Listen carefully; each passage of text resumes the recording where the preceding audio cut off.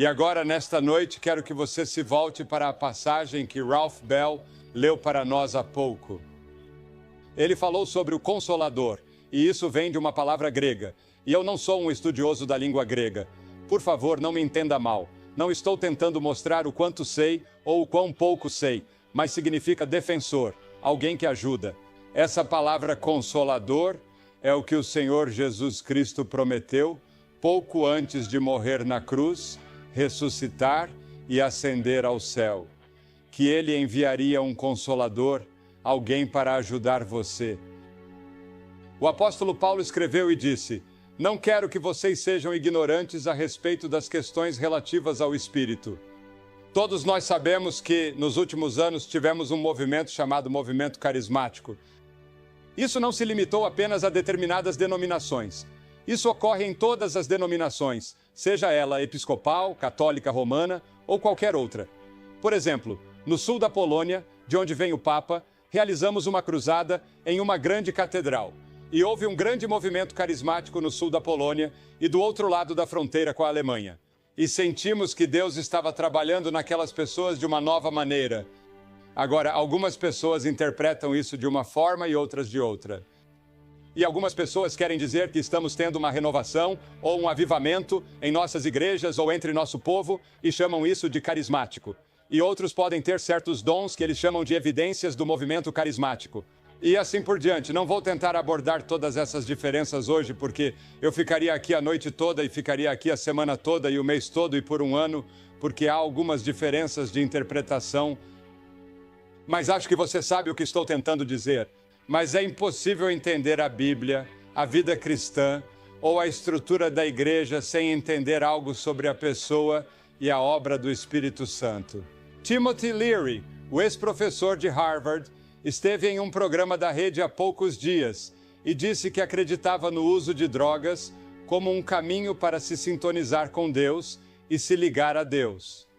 Bem, o caminho é o Espírito Santo, não as drogas. As Escrituras ensinam que ele é uma pessoa. Ele não é um agente ou uma influência. Ele é Deus. E nunca devemos nos referir ao Espírito Santo como ele. Agora, há alguns erros de tradução na versão autorizada, porque, na época em que foi traduzida, há várias centenas de anos, eles se referiam a certas coisas sobre o Espírito Santo como ele, porque era uma nuta. Mas ele não é algo, ele é alguém. E santo indica que ele é santo dentro de si mesmo, Espírito Santo. Agora, em alguns lugares autorizados, isso é traduzido como fantasma. Naquela época, a palavra espírito era chamada de fantasma, mas não significava fantasma no sentido que damos a fantasmas hoje. Algum filme de Hollywood em que aparece um fantasma? O espírito é usado em contraste com o que é carne e material. Agora, a Bíblia ensina que o Espírito Santo é coigual a Deus Pai e a Deus Filho. Existe uma trindade, Deus Pai, Deus Filho, Deus Espírito Santo, e ninguém pode explicar.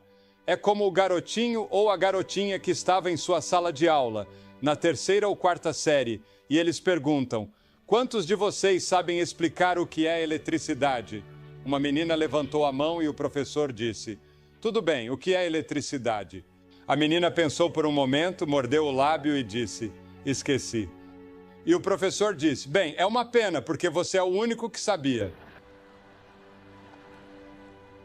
Agora, a Bíblia ensina que o Espírito Santo é onipotente. A palavra onipotente significa todo-poderoso. Em Miqueias 3:8 está escrito: "Estou cheio de poder pelo Espírito do Senhor." E então a Bíblia diz que o Espírito Santo está presente em todos os lugares ao mesmo tempo. "Para onde me afastarei do teu Espírito, ou para onde fugirei da tua presença?" Disse o salmista em 139:7. Você não pode ir a lugar algum. E você se afasta do Espírito Santo. O Espírito Santo está em toda parte. E essa é a razão pela qual, quando você tem um sentimento de culpa colocado pelo Espírito Santo muitas vezes, essa culpa o acompanhará mesmo que você viaje para uma ilha distante, tentando se livrar dela. O Espírito Santo convencendo você do pecado. Damos testemunho de Jesus Cristo, que é a verdade. Um jovem que se converteu a Cristo comentou que induzir a espiritualidade por meio do uso de drogas é como tentar ligar a TV dando-lhe um chute. E muitas pessoas fazem isso. Descobri que às vezes isso funciona. Logo, essa não é uma boa ilustração. Mas há aqueles que acham que por causa de drogas, transe ou hipnotismo, podem ter a mesma experiência que você tem com o Espírito Santo, o que é errado. Isso é falso, você não pode. Sim, há a meditação e todos os tipos de coisas que podem dar a você uma alta, mas a verdadeira alta permanente vem do Espírito Santo. E ele dá a você um ponto alto mesmo em seus momentos de baixa. E alguns de vocês que estão assistindo pela televisão foram convencidos pelo Espírito Santo e precisam de Cristo. Ele está tentando atrair você esta noite para a cruz de Cristo, onde esse pecado pode ser perdoado. Agora, o Espírito Santo não apenas convence, mas dá nova vida.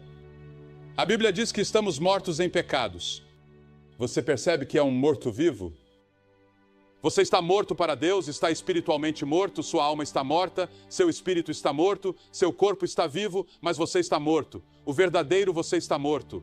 Agora, o que precisa ser feito por uma pessoa morta? Ele precisa ser vivificado, e esse é o trabalho do Espírito Santo, tornar você vivo. Jesus disse que você precisa nascer de novo, e essa palavra significa, na verdade, nascer do alto, nascer do alto, nascer pelo Espírito de Deus. Você vê, o homem sem Deus está morto. E a vida é, na melhor das hipóteses, um tédio. A menos que você nasça de novo, não poderá ver o reino de Deus. Você nasceu de novo? Isso já ocorreu com você? Temos a expressão nascido de novo, repetida, e as pessoas estão um pouco cansadas dela.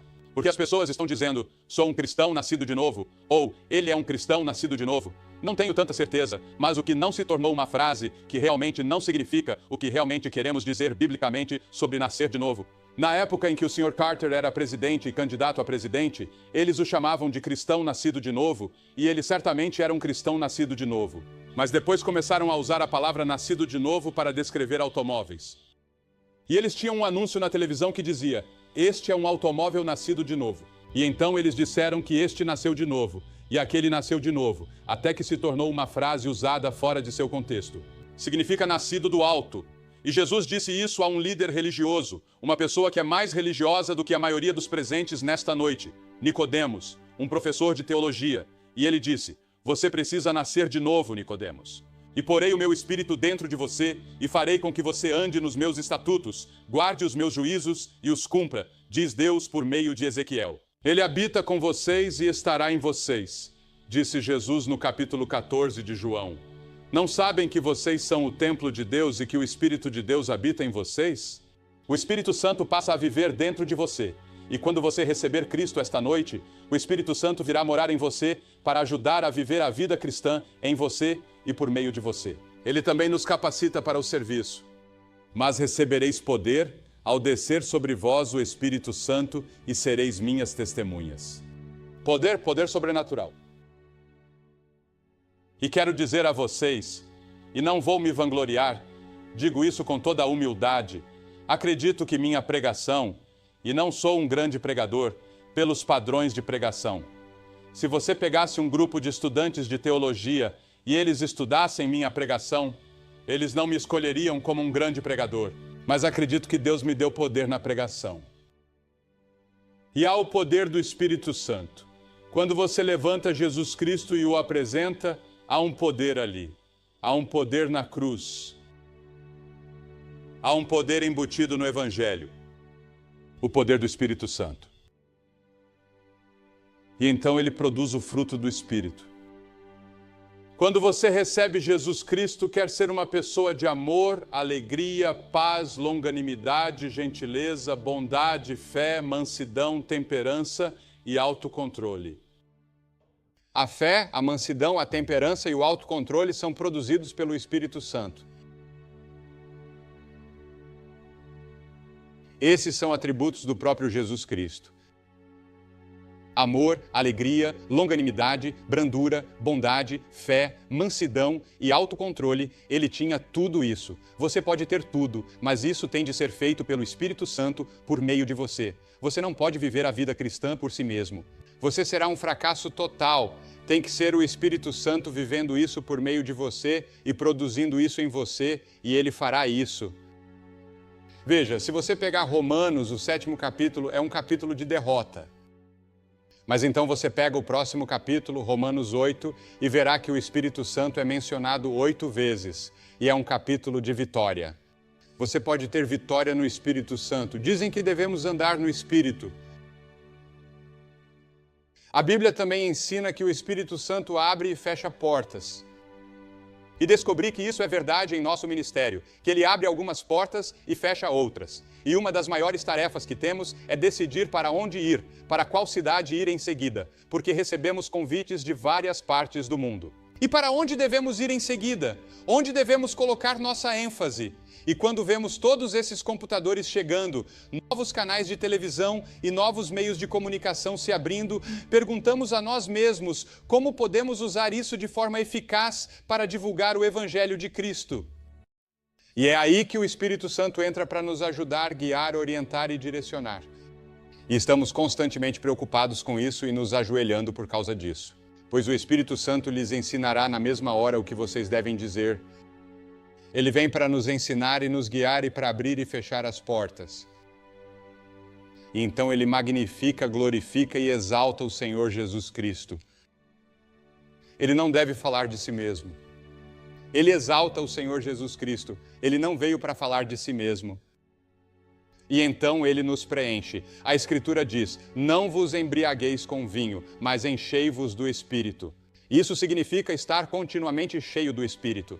Você precisa se esvaziar de seu egoísmo, de seus próprios desejos e de suas próprias gratificações para que possa ser cheio do Espírito Santo. E isso é uma ordem. Você deve estar cheio do Espírito Santo. Você está cheio do Espírito Santo?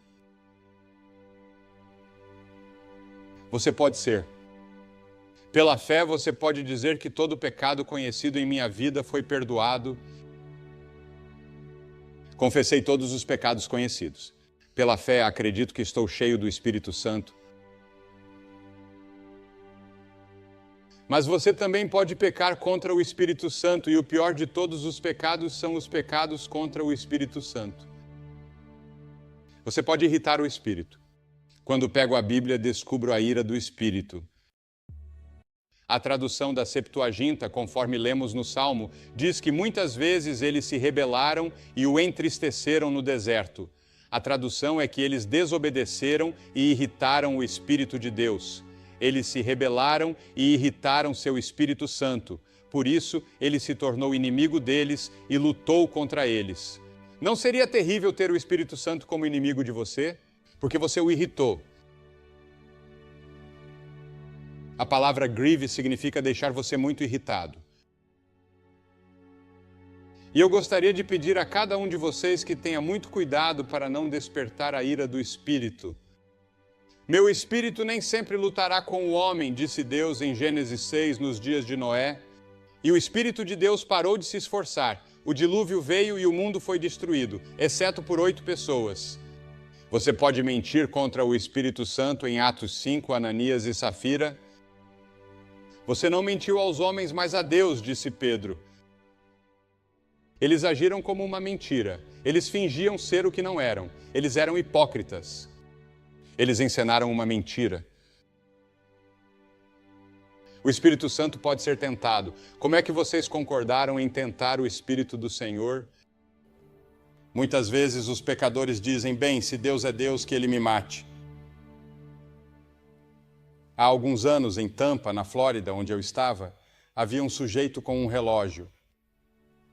E ele disse que tudo bem, ele era ateu.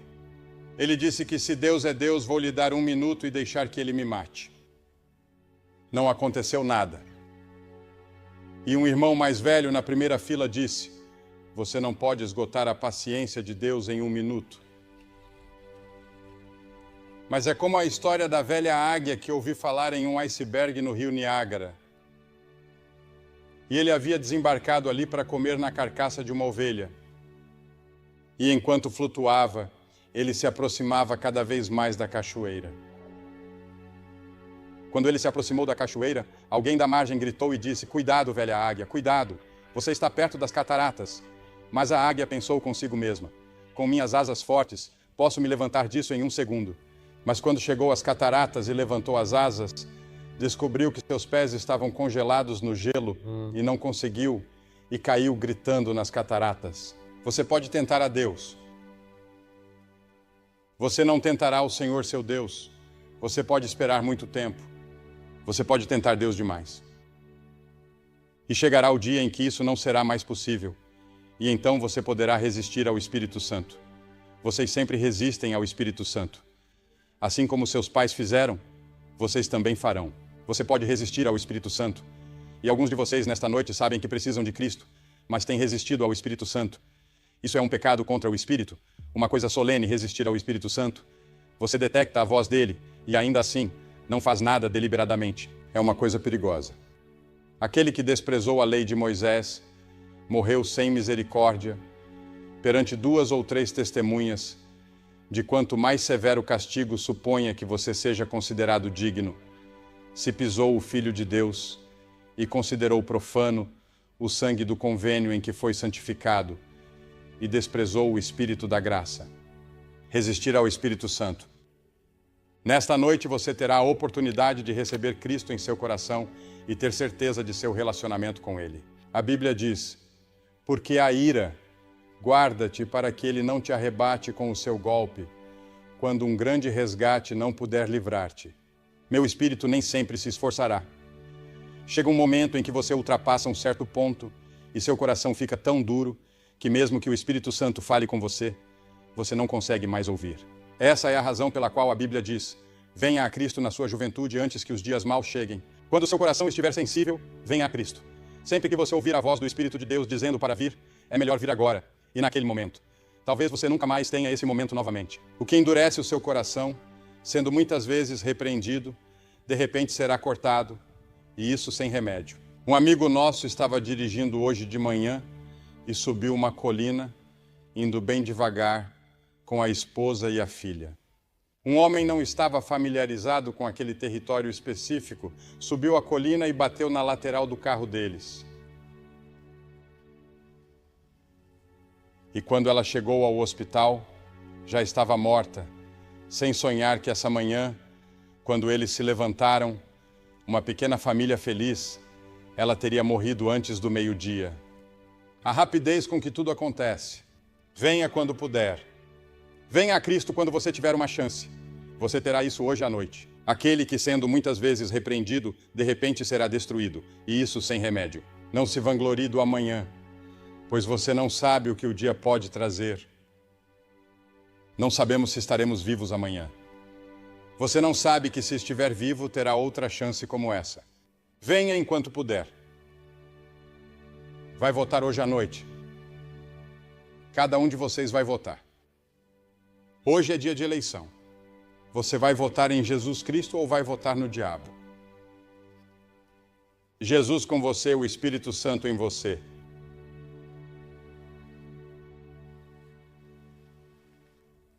Você diz, o que tenho de fazer? 3 coisas. Primeiro, você deve se arrepender do pecado e o Espírito Santo deve ajudá-lo nesse arrependimento. E a segunda coisa é que, pela fé, você recebe Jesus Cristo que morreu por você na cruz como seu Salvador, Senhor e Mestre. Pela fé como seu Salvador, Senhor e Mestre, e em terceiro lugar, você está disposto a obedecê-lo em todas as pequenas coisas que ele lhe falar e ensinar por meio de sua palavra. Você deve estar disposto a dizer sim a tudo isso. Você deve estar disposto a entregar sua vida a Ele, e Ele se tornará o mestre.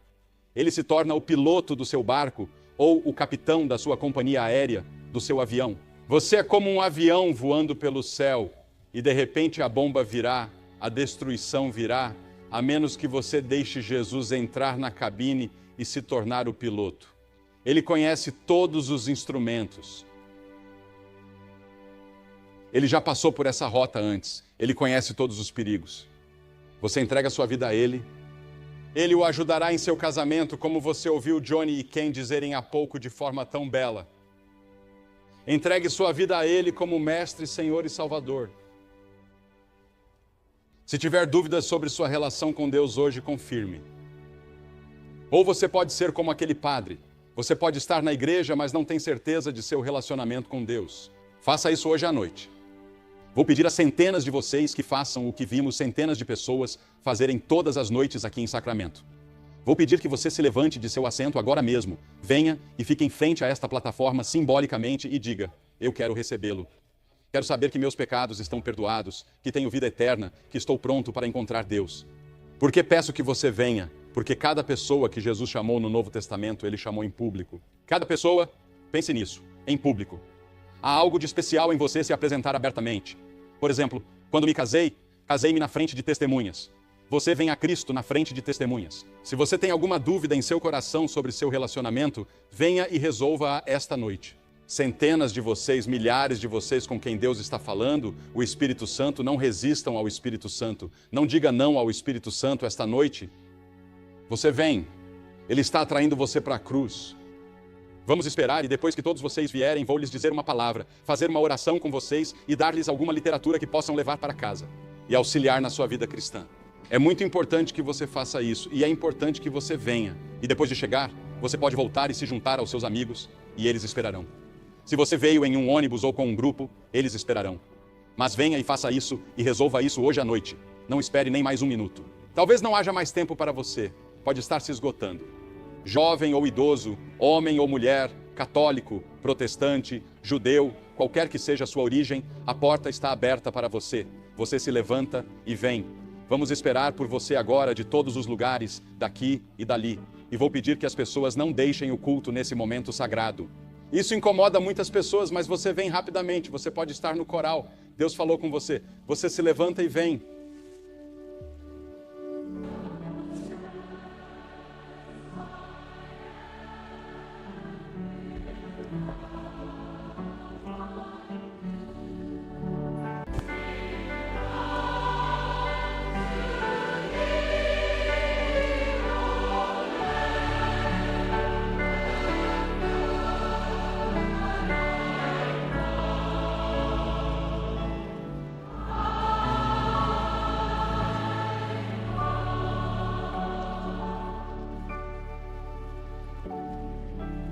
Vocês que têm assistido pela televisão podem ver que aqui em Sacramento, Califórnia, centenas de pessoas têm vindo para assumir seu compromisso com Cristo esta noite. Atraídas, acreditamos pelo Espírito Santo. Deus, o Espírito Santo, tem falado com você.